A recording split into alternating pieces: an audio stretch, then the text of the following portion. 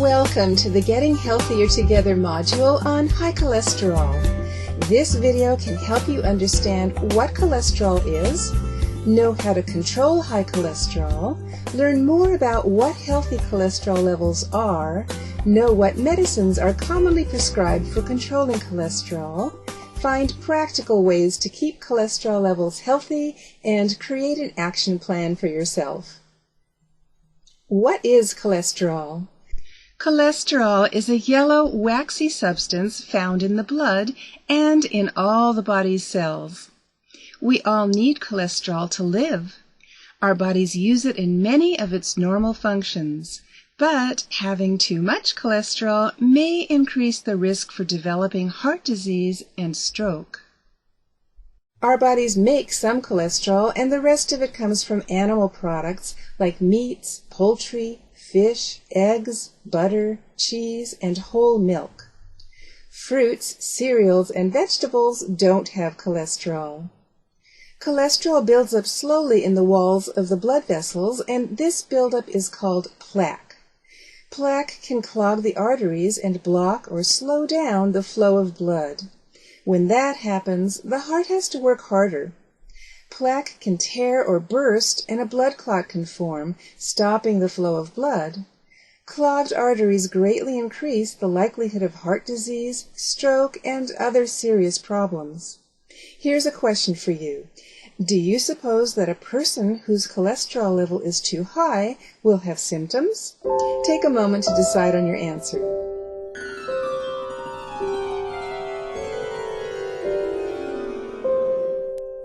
If your answer is no, you're right. Normally, there are no signs or symptoms that tell you your cholesterol level is too high. That's why it's necessary to have a blood test to help the healthcare provider determine what your cholesterol level is. Your total cholesterol is a rough measure of all the cholesterol in your blood. Total cholesterol includes something called LDL cholesterol, HDL cholesterol, and other types. We'll be talking about each type, starting with LDL. The letters LDL stand for low-density lipoprotein, and it's known as the bad cholesterol. Too much LDL can build up in blood vessels and clog your arteries, possibly leading to a heart attack or stroke. If your LDL is high, your risk for heart disease or stroke is increased. When you lower your LDL, these risks can be reduced. With HDL cholesterol, the letters HDL stand for high-density lipoprotein, and it's known as the good cholesterol. HDL takes the LDL, the bad cholesterol, out of your blood. High HDL lowers the risk for heart attack and stroke. Having low HDL levels raises the risk for heart disease and stroke. One trick for remembering which type of cholesterol is good and which is bad is to take the H in HDL and picture it standing for the word healthy. So, HDL is the healthy cholesterol, which would be the good cholesterol. A third part of the total cholesterol are the triglycerides. That word is sometimes shortened to the two letters TG. Triglycerides are another type of fat found in the blood, and a level that's too high can raise the risk for heart disease. In Part 2, we'll be talking about taking this information and using it to keep good control over your cholesterol levels.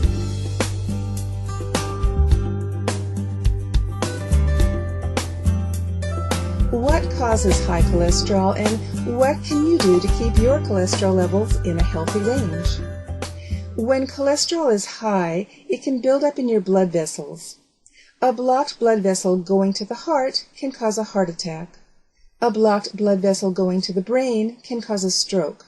There are many things that can cause a person to have high cholesterol, and some of them, such as heredity and age, can't be changed. If your parents have high cholesterol, you're likely to have it too, and as we get older, LDL levels tend to rise, especially after we turn 55. However, the good news is that other factors can be changed or managed to lower the risk for developing high cholesterol. For example, what you eat, what you weigh, how much exercise you get, how you manage stress, and whether you smoke. Here are some specific things that you can do to control high cholesterol. Maintain a healthy weight and follow a healthy eating plan that includes eating fewer animal products with saturated fats, such as red meat and dairy products like milk, butter, and cheese, and eat more fish. Eat less cholesterol by eating chicken without skin and eating fewer eggs. Include at least 6 to 8 servings a day of foods like fruits, grains, and vegetables. Eating foods high in fiber can reduce cholesterol. Check food labels to see how much fat and cholesterol are in each serving. Here's a question for you. There are 5 choices shown here: exercising at least 30 minutes a day, not smoking, taking any medicines as prescribed, lowering stress, and seeing your healthcare provider on a regular schedule. Which of these items do you suppose can help you keep good control over your cholesterol levels? If you like, pause this video for a few moments as you think through the choices, then continue playing the video when you're ready.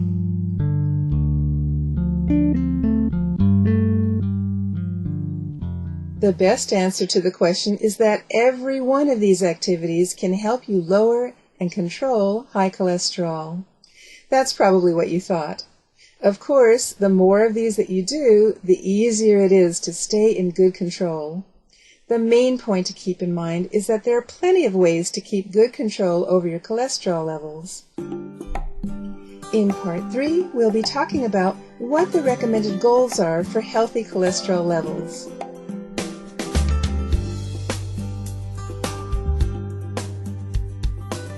What cholesterol levels are considered to be healthy?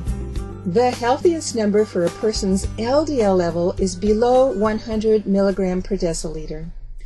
The healthiest number for HDL is at least 40 milligram per deciliter, and the healthiest number for total cholesterol is less than 200 milligram per deciliter.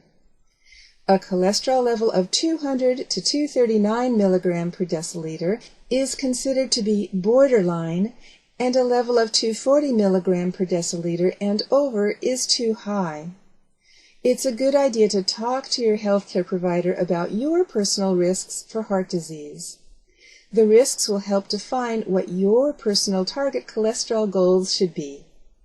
There's a handout called Cholesterol Health Card that's available to you, and it looks like this. As you can see, there's a place to write in your own goals. If you bring the card with you to your medical appointments, it can help you keep track of your cholesterol levels and see where you are with your goals. Do you suppose that your healthcare provider will mind if you bring a card like this to your visit? Might it be better to let the professionals worry about all these numbers? Feel free to pause this video now if you want to think about this for a few moments.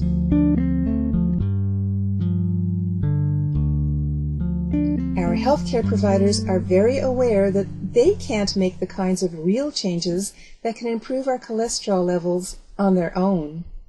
Showing that you want to take an active role in your own well-being makes it much better and easier for your healthcare provider to help you. Using a tracking device like this and bringing it to your appointments shows that you want to stay informed and in charge of your health.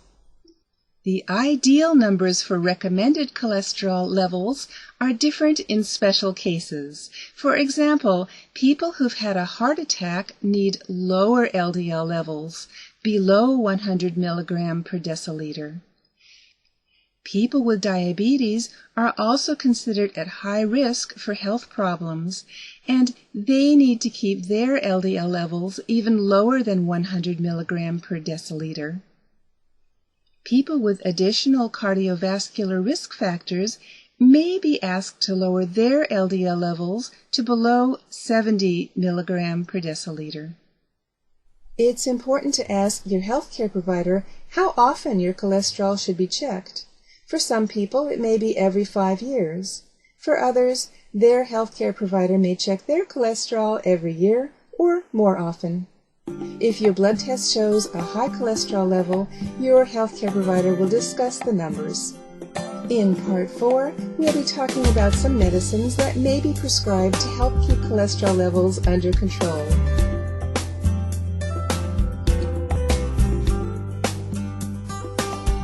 Sometimes, diet and exercise aren't enough to reach your target cholesterol level goals.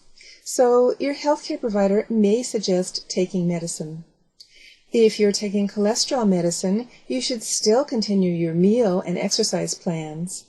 As with all medicines, you should always tell your healthcare providers about any medicine side effects. Make sure that you don't stop taking your medicines without talking to your healthcare provider.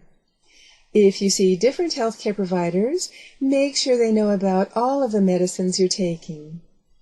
What do you suppose is one good way of making it easy to share information about what medicines you're taking? Would it be making a list and taking it with you?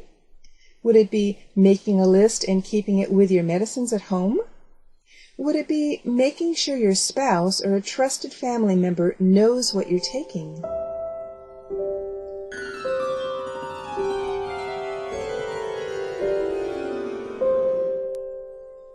While all three ideas are good, the first one is best for making it easy to share the information with healthcare providers. Try to keep a current list of any medicines in your wallet so you'll always have it handy. The provider you see is likely to be very happy to know you have it, and it makes it easier to double-check that their records match what you're actually taking. Different types of medicines may be prescribed for lowering cholesterol levels. One is statins. Statins block an enzyme in the liver and prevent the body from making more cholesterol. Statins can lower LDL and triglycerides, and they also raise HDL. Statins may cause muscle pain or liver problems. Niacin is a B vitamin. Only take niacin if your healthcare provider tells you to. Niacin works to lower LDL and triglycerides, and it can also raise HDL. You should not take niacin if you have liver disease or gout. Some people find it hard to take niacin because it can cause face flushes. Fibric acids work to lower triglycerides. They can cause stomach problems and shouldn't be taken by people who have kidney or liver disease. Bile acid binders help rid the body of cholesterol. They can lower LDL and raise HDL, but don't have much effect on triglycerides. These medicines can cause an upset stomach and constipation. Of course, you're not supposed to memorize all of this information about medicines. This overview is just supposed to give you some general ideas. If a medicine is prescribed for you, you can always ask for more information about that specific medicine. In Part 5, we'll talk about coming up with ways to solve the typical roadblocks that can prevent us from keeping our cholesterol at healthy levels.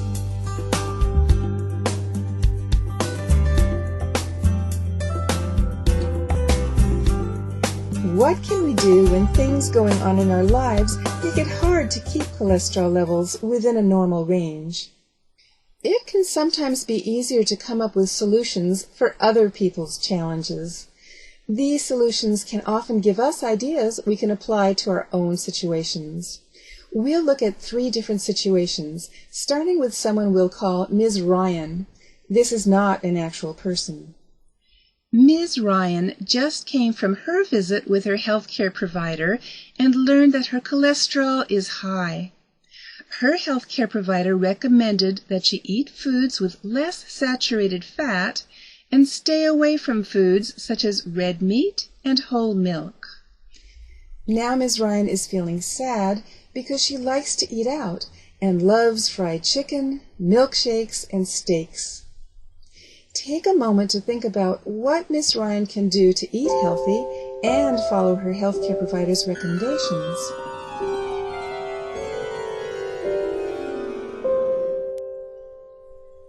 Did you think of some specific foods she can eat more of that she might like but are still healthy? Like fish, beans, lean meats, and poultry without the skin. Or maybe that she can still have smaller amounts of meat and poultry, but eat it in a healthier way by first cutting off any extra fat. Or that instead of the fried chicken she likes, trying to eat it grilled, broiled, and baked. Maybe she can try cooking with vegetable oil instead of fats that aren't as healthy. She can choose corn tortillas instead of flour tortillas. Since she loves milkshakes, she can try making them with non-fat or low-fat milk products. Did you have other ideas for Ms. Ryan? If so, that's great. Let's move on to our second scenario. Mr. and Mrs. Garcia, who are not actual people, are worried about their teenage daughter's health. She's gaining weight and isn't getting any exercise. There's a family history of diabetes and high cholesterol. Their daughter's healthcare provider informed the parents that their daughter has high cholesterol.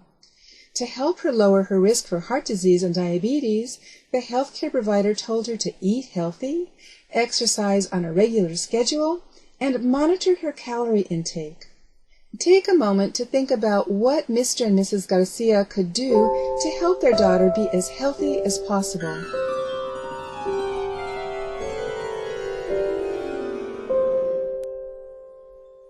Did you have an idea about suggesting that they keep healthier food choices, such as fruits and vegetables, in their house? How about encouraging their daughter to exercise by giving her suggestions about walking to places when possible, or even walking just halfway and getting a ride the rest of the way? Maybe their daughter would like to invite friends over to dance to music at home after school instead of going to the local fast food place. Maybe they can talk to their daughter about how to make better food choices when she's not at home. If they encourage their daughter to start adding exercise into her daily routines little by little, exercise like walking to the store, and to invite a friend to join her, there's a better chance for success. Do you have other ideas for Mr. and Mrs. Garcia? You probably do. Let's move on to our third scenario. Ms. Johnson, also not an actual person, is a 65-year-old woman who is diagnosed with high cholesterol levels. Her healthcare provider advised her to add exercise into her week and begin walking. However, Ms. Johnson feels that it isn't safe for her to walk alone in her neighborhood. Take a moment to think about what other exercise options you might suggest for Ms. Johnson.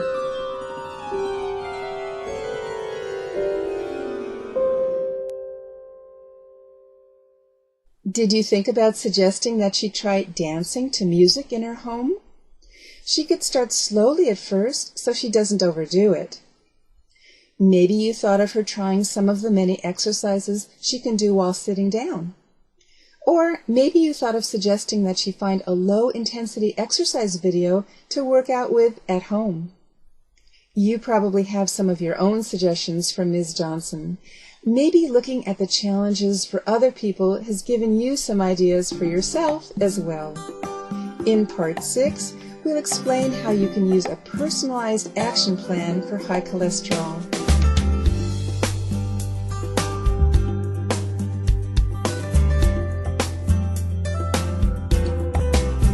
An action plan is like a roadmap. It turns the decisions you make about what you want for yourself into practical steps for getting where you want to go. There's an action plan for high cholesterol handout that's available to you, and it looks like this. You begin using the plan by reading through each of the choices to see which ones might interest you most. The choices on the high cholesterol action plan are organized into sections, including get your numbers, take your medicines as told by your healthcare provider, eat healthy foods, lose extra weight, move your body, always check with your healthcare provider before starting any new exercise program, and no tobacco. The idea is to choose the action items that you want to do. You can also write in your own goals in the other section of the handout. You may be tempted to check off a lot of the boxes in the list, but it's better to start off with just one or two. Lifestyle changes are made one step at a time. If you're overwhelmed with too many changes at once, you are less likely to reach your goals. You can always add more goals later as you continue making changes that move you towards the better and healthier life you want. When you're finished making your choice, there are 4 questions for you to ask yourself based on what you selected. You've already answered the first question, which is, what behavior would I like to change, based on which checkboxes you've selected. The second question to ask yourself is whether you believe that it's possible for you to do the things you've selected. Answer with a yes or no. The third question to ask yourself is, what must I do to achieve this change? Make sure that you identify a specific action that goes with what you want to change. For example, if you choose that you want to plan to get your cholesterol checked, decide when you'll do that. Write your method for measuring whether you've reached your goal in the space provided on the action plan. Deciding how you'll measure your success is a very important part of this process. The fourth question is, when will I make these changes? Think about how long you think it'll take you to make this change in your life, then write the date for when that'll be in the space provided. The last step for creating your personalized action plan is to select your confidence level for making the change you've decided to make. To do this, select a number from 1 to 10 for how confident you feel that you'll follow your action plan. A confidence level of 10 would be the most confident, and a 1 would be the least confident. If your level of confidence is lower than 7, think about choosing something else on the action plan, or maybe giving yourself a little more time to make the change. There's one final handout that's available to you, and it's called High Cholesterol, What You Need to Know. The handout has a summary of the key points from this video, and we hope it'll be useful to you. Thank you for your time and for participating in Getting Healthier Together.